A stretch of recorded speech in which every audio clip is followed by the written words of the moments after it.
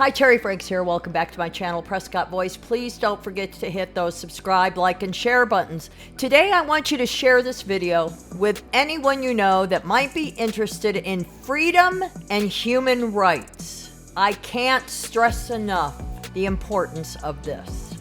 A close friend of mine texted me from Bangladesh 2 days ago, telling me of the horrifying scenes he's witnessing as violent protests at universities have erupted, and he asked me to record a video on the situation in order to raise public awareness. So what's going on in Bangladesh? Let me be clear, I don't claim to be an expert in the politics of Bangladesh, but I know that my young friend who attended university there is seriously concerned that so many of his brothers and sisters ages 14 to 20 years old are being killed and seriously injured. So here's what I have learned. What started as a peaceful demonstration against the controversial job quota system there quickly escalated into chaos, resulting in the deaths of at least 6 people. Now that's what's being reported by the AP officially. Over 400 have been seriously injured, and my friend tells me that it's more than likely between 10 and 20 young people that have been killed. Now I find that horrific. The unrest began with student protesters demanding the end of a quota system that reserves up to 30% of government jobs for family members of veterans from Bangladesh's 1971 War of Independence. The protesters argue that the system is discriminatory and favors supporters of Prime Minister Hasina's Awami League Party. In this day and age, a quota system is a bit archaic and unfair, don't you think? I am all for being patriotic and supporting war veterans, but grandfathering in family members of what are termed freedom fighters is just insane. Think about it. The war was 53 years ago. Can't the government there find another way to memorialize these people, these freedom fighters? How about a bronze statue instead? It's time to modernize and bring things into 21st century focus. Students insist it's time to make a change and end the quota system, ensuring fairness for the new generation. I agree with them. To make matters worse, the Prime Minister threw gasoline on the fire when she publicly referred to the protesters as Razakars, a derogatory Bangla word for traitors, with some grim historical baggage attached to that I won't go into here. What does she expect these kids to do? They go to university, study hard for 4 to 6 years or maybe longer, graduate, and then have no hope of coming out and competing for a job because they're reserved for the offspring of freedom fighters from the 1971 War of Independence.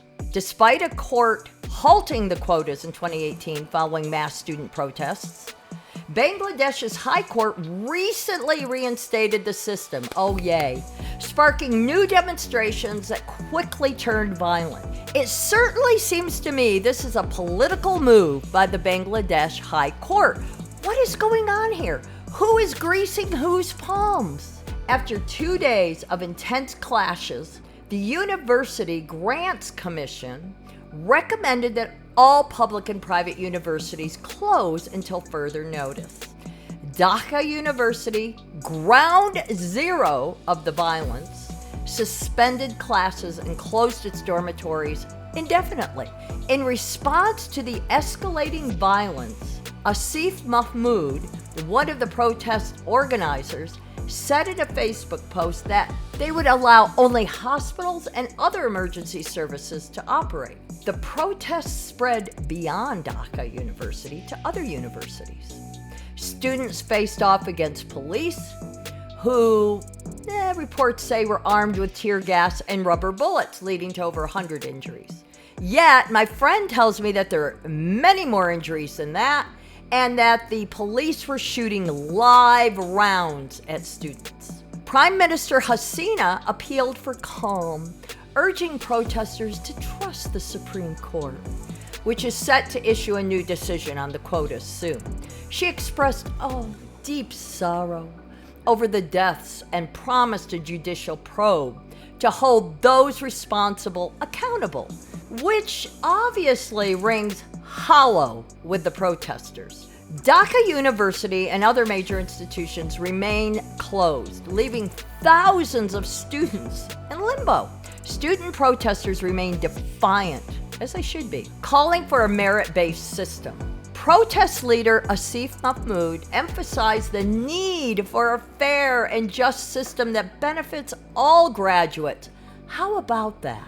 I think that's an excellent idea. So how will all this end? The Supreme Court's upcoming decision on the quotas is an important one for both protesters and the government. Experts warn that unless the government addresses the root causes of the protests, the unrest could continue to escalate and just spiral completely out of control with more death, more injuries, and just complete chaos.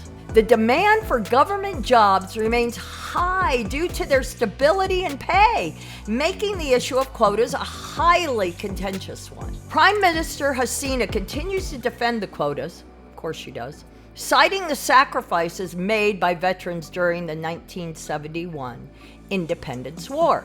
Give me a break. 53 years later, you don't think the students vying for these jobs have made sacrifices too? It's like saying every single relative of a World War II vet should get 54% of the jobs in the US. That would go over like a lead balloon. The PM's mindset is archaic. What cave did she just crawl out of? How much more anachronistic and out of touch can this woman be? Who is she really serving here? Her freedom fighters' offspring from 1971 or her own keister and that of her political party? Government jobs in Bangladesh are highly coveted, as my friend told me, as a stable and lucrative source of income for them. According to the AP, nearly 400,000 graduates compete every single year for around 3,000 such jobs. Think about that for just a second. 400,000 graduates competing for 3,000 jobs. That is some tough competition. Until 2018, 56% of government jobs were reserved for various categories. The majority, 30%, were reserved for family members of veterans who had fought for Bangladesh's liberation in 1971. Women and people from underdeveloped districts enjoyed 10% reservation. Members of tribal communities got 5%. And 1% was reserved for persons with disabilities.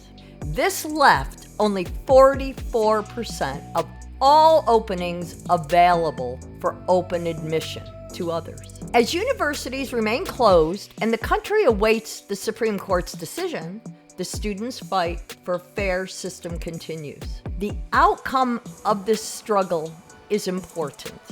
What will the future employment and education landscape look like for these young people going forward? I am very concerned, very worried about my friend. He said he feels like he should do something. He sees these young children out there protesting, fighting for what is right. My advice was, of course, to stay out of the fray. I don't want to see him injured or worse, killed. I look at what is going on in Bangladesh and how unfair its system is to the young people there. And despite all the problems we have in the US, we are blessed to live in the greatest country in the world where we are free, at least for the time being. Every single young person that hears this should support the young people of Bangladesh in their struggle to free them from the chains of an unfair ruling class. So join with me in doing that. I appreciate you watching this. I appreciate you sharing it. Thank you for your support, and thank you for watching.